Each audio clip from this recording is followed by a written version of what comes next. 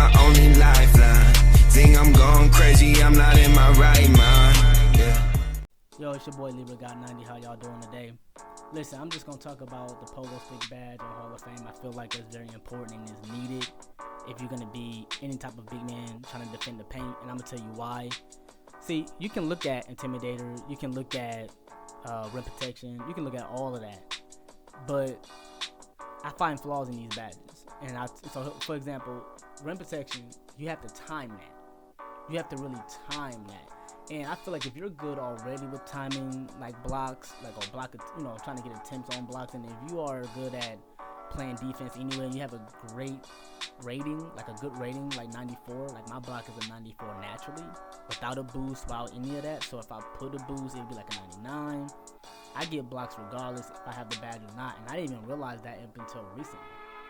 Like, man, I didn't know that I can just block with no problem. But the thing about the rim protection badge, it just gives you better block animations and crazier block animation, like snatching the ball out of the air, snatching a block from somebody's dunk or layup attempt, stuff like that. And then with Intimidator, a lot of times 2K likes to act as if that you're not in someone's face when you're trying to contest a shot. The thing about these badges is that in the game, if it's not showing that you are like doing something that badge needs you to do to be activated, it won't activate, if that makes sense. For example, I had post move lockdown badge, right? I had the post move lockdown badge recently, and I realized I don't go up against a lot of interior forces that uses drop step, that uses post spin technicians, things of that nature. So it really didn't make too much sense to have that. Just like yesterday, I went up against an opponent, and he was one of those trash talking. And listen, I be having fun. I just talk my and that's it. I just have fun. I don't take it that seriously. But I realize when you play against some of these kids, or you play against some of these grown-ups who just talk so much shit, they be saying stuff like, "Oh, I'm gonna kill you," all that other silly stuff. But the first game, I locked him up. He was this 7-foot tall paint beast. I'm quite sure he weighed more than I do. He's taller than me. Quite sure he's brawnier. The thing he had over me was he said he's gonna bag me down, and he did that. Now the first game I clamped him up, and we won the first game. Now I should have just did like other people do, sometimes like I normally do. I'm talking shit, I like to just walk off after I won, be petty and mess with them. I should have did that, because I ain't gonna lie, he demolished me. He bust my ass. He was too damn big. Goliath. Like, he was too damn big. What y'all want me to do?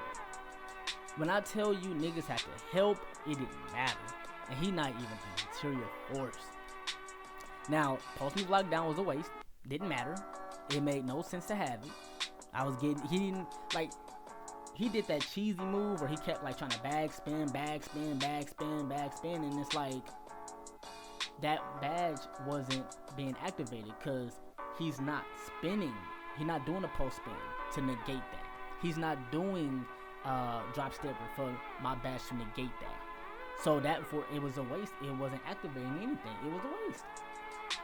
So I ended up getting dropped off, and I just said to myself, the worst part it wasn't even just the fact that 2K was letting him beat me on certain drives.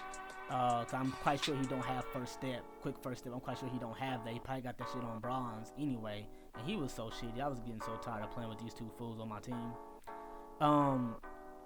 It was the fact that like every time I made him miss though, and I was contesting him, and I made him miss, he went right up for the board. That was the most infuriating thing of the entire game, because it wasn't that I wasn't stopping him. It was the fact that he would go right back up.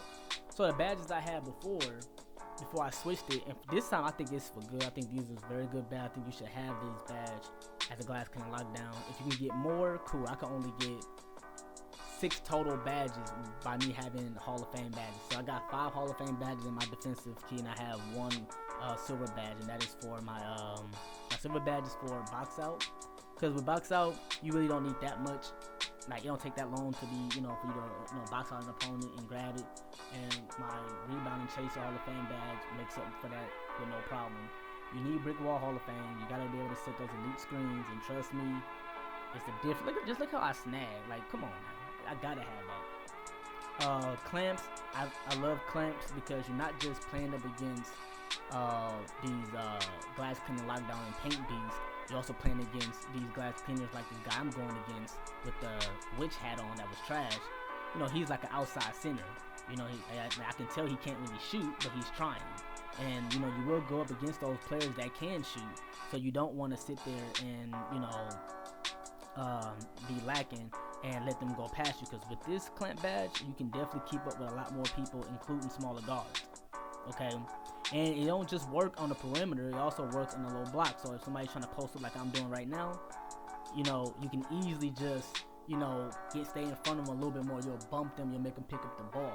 Now, I'm not going to say it's always going to work because, again, this is 2K. This is a video game. It's not perfect, but you got to be able to have something that stops you from just bullying you. Moving truck, you definitely got to have moving truck because with moving truck, you know, it at least stopped them. And depending on how strong you are or how strong the person that you're trying to post up or whatever, or they trying to post you up, it helps. It helps. It will make them stop a little bit, and then maybe they will think to themselves, oh, okay, I can't just bully this guy. I can just switch it up, you know. So you gotta have that. And then lastly, if I think I said all 4 Hall of Fame badges already, lastly, in my opinion, man, you have to have Pogo Stick.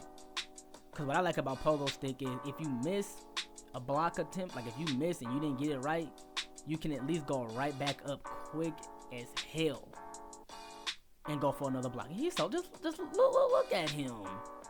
I'm sorry, I have to stop talking about, like, listen, I know this is a game, I get that, but these be the same dudes that would look at me being an all-star one, though I am a 99 overall. It would immediately hop up and look what I'm doing. Look what I'm doing for the team. Thank you. I'm glad he passed it. I thought he was gonna be one of those dudes that was gonna like not pass me the ball like that. But look how trash he is, though. I don't even understand. But anyway, that's my thing, man. I'm gonna be honest with y'all. I feel like if you can get more badges, cool. But if you can only get the kind of badges I got, I recommend getting 90% or most of your badges on Hall of Fame. Get most of your badges on Hall of Fame, man.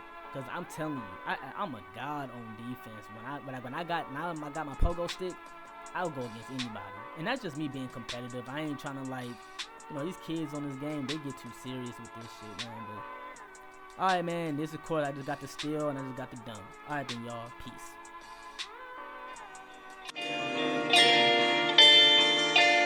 Welcome to my life, yeah.